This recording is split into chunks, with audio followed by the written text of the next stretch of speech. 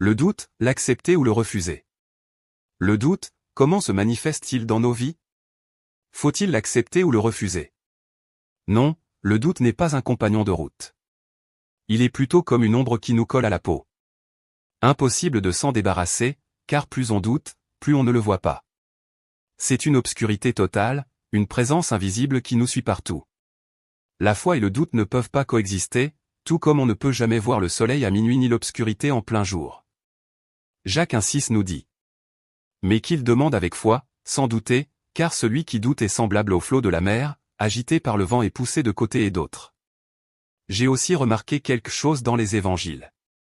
Jésus dit à Pierre, homme de peu de foi, Matthieu 14,31, mais il ne lui dit pas, homme de petite foi. Aussitôt Jésus étendit la main, le saisit et lui dit, homme de peu de foi, pourquoi as-tu douté? Matthieu 14,31. Le doute ne commence pas par une petite foi, mais par une foi affaiblie. C'est un grand doute qui s'installe progressivement. Si tu as un petit doute, il peut encore être dissipé. Mais un grand doute devient un mur qui te bloque entièrement. Jésus a aussi parlé de la foi comme d'un grain de moutarde. Si vous aviez de la foi comme un grain de moutarde, vous diriez à cette montagne, transporte-toi d'ici là, et elle se transporterait, rien ne vous serait impossible. Matthieu 17,20. Mais il n'a jamais dit, ayez un peu de foi. Pourquoi? Parce que si ta foi est juste d'un peu, l'ennemi peut facilement te l'arracher.